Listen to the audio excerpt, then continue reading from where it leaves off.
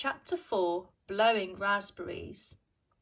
All those in the crowd looked around to spot who exactly this gorilla was so excited to see. Eric was painfully shy. Such was his embarrassment at being stared at that he blushed redder than a tomato. Eric gave a little wave back to his friend, then the crowd parted to let the boy go to the front. Gertrude shimmied down the rope with ease and lolloped over to Eric. He put his hand up against the metal bars. "Be careful!" came a shout from the crowd. "Gorillas are dangerous!" came another. "It will rip your arm off quicker than you can say Jack Sprat," warned a third. The gorilla followed the boy's lead. Gently she placed her hand up against the bars from the inside. Now the palms of their hands were just touching. Eric smiled, and Gertrude smiled back. Seeing her big silly smile made him chuckle, and Gertrude hooted with laughter too. "Ha ha! Hee-haw, hee-haw!" Then the boy stuck his tongue out at her. Then the gorilla stuck her tongue out at him. There was a ripple of laughter through the crowd. Ha ha ha! Hearing them, Eric felt flustered and took a step back. "Go on, boy," someone prompted. "Don't stop now," urged another. "This is worth the price of admission alone," remarked a third. The boy took a deep breath and tried to put all these strangers out of his mind. Summoning all of his courage, he stepped towards the cage again. Gertrude smiled at him, her eyes twinkling. Eric smiled back. The gorilla's smiles were infectious. Today the boy was determined to try to go one further, to teach Gertrude a new trick. So Eric did something that always made him chuckle. He blew a raspberry. There were tuts and murmurs of disapproval from some of the grown-ups. Clearly they were unimpressed with his childish humour.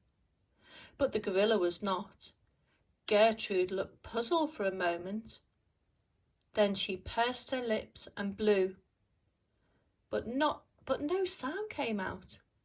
Egging her on to try again, the boy slowly pursed his lips, pushed his tongue forward and blew. Looking at Eric the entire time for encouragement, the gorilla copied him. Once again she pursed her lips and pushed her tongue even further forward, this time like a raspberry blowing champion. Gertrude blew the longest, loudest raspberry the world had ever known.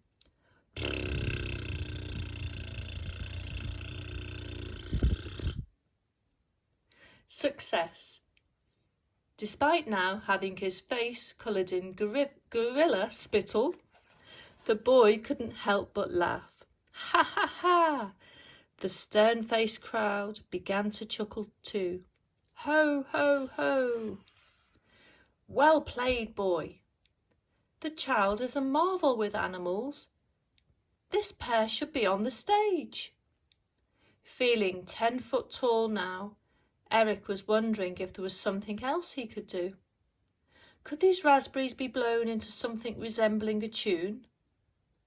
There was only one way to find out.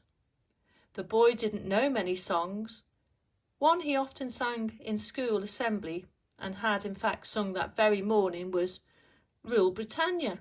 So, replaying the tune in his head, he began raspberrying out the notes of the chorus. Eric then fell silent in the hope that Gertrude would follow his lead. The gorilla tilted her head and looked at the boy as if he was balmy. Undeterred by this, Eric persisted. The boy repeated himself. Gertrude tilted her head to the other side. Then a mischievous thought flashed through her eyes, and she pursed her lips together and pushed her tongue forward. A long, low raspberry came out, once again covering the boy with gorilla spittle. "Good luck with that one, lad," snorted a voice from behind. "Next you'll be teaching it to play the piano. Or dance for the Royal Ballet. Ha ha ha." Eric could sense people ebbing away, but he was sure it was worth one more try. This time the most wondrous thing happened. Gertrude joined in. This little boy and this great ape were blowing raspberries to the tune of Rule Britannia. Eric kept eye contact with Gertrude and nodded his head so she would keep time. He was pretty sure that she didn't know the song. Why would she? But she was picking it up very quickly. Soon, those that had shuffled away raced back to catch a glimpse of the show. More and more people joined until there was a huge crowd gathered around the cage. Eric was concentrating so much on teaching the tune that he had managed to put them entirely out of his mind. Focusing on Gertrude, the pair reached the end of the chorus with one last big booming raspberry. Instantly the crowd broke into wild applause. "More! More! Encore! Play us another!" The boy turned round. Because of the fuss, his face was now as red as a London bus. "Well, Then at the back of the crowd he heard a voice, an angry voice, a voice he knew only too well, shouting his name. "Eric!"